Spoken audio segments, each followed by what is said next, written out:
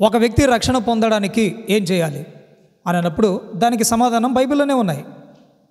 అంటే ఒకే దగ్గర మనకు సీరియల్గా లేదు. అర్థమైందా? అవి మనకు సీరియల్గా లేవు. ఎగ్జాంపుల్గా ఒక 3-4 మాటలను చూద్దాం. మనం సీరియల్గా రాసుకోండి.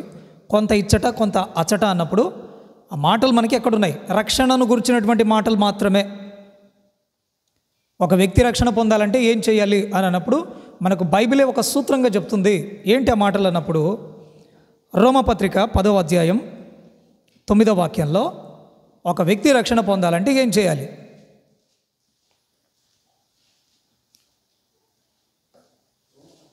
రోమపత్రిక 10వ అధ్యాయం 9వ వాక్యం.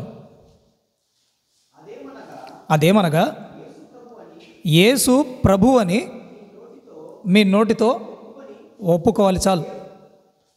యేసు ప్రభు అని నీ నోటితో నువ్వు ఒప్పుకోవాలి. ఫస్ట్ది. అంతవరకు ఆగిపోదామా? పరలోకం వచ్చేస్తుందా? మాట్లాడాలి. ఇంతటితోనే ఒప్పుకుంటేనే అయిపోయిందా? మనకు పరలోకం వచ్చేస్తుందా? రాదు. నెక్స్ట్ అదే రోమపత్రిక 10:13. ఎందుకనగా ప్రభు నామమును బట్టి ప్రార్థన చేయువాడు వాడు రక్షింపబడతాడు. ఏంటి 2-3 మాటలు కిందికి వచ్చేసరికి ఆ మాట చెప్పాడు. నెక్స్ట్ ఇప్పుడు ఒక్క నిమిషం. మార్కు సువార్త 16:16. అందరికీ తెలిసినవే ఇవి. మార్కు సువార్త 16:16.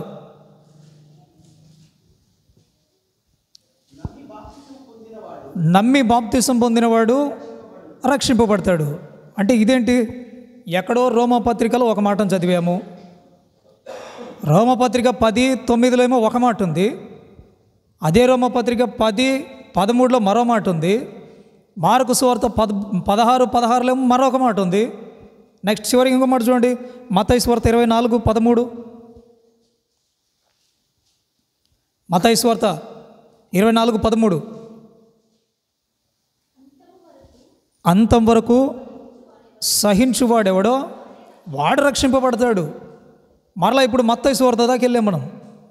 అంటే దీన్ని బట్టి మనం ఏమర్థం చేసుకోవాలంటే దేవుని వాక్యం అనేది ఒక చోట లేదు. దేవుని వాక్యం అనేది కొంత ఇచ్చటుంది, మరికొంత చెప్పాలి, మరికొంతేమో అచ్చట ఉంది.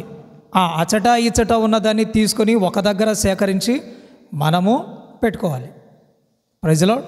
అర్థమైందా? కొంత సమాచారం అచ్చట, మరికొంత సమాచారం ఇచ్చట. అక్కడ ఇక్కడ ఉన్నటువంటి మాటలన్నీ తీసుకొని ఈరోజు మనము కొన్ని అంశాల రూపంలో వింటున్నాం.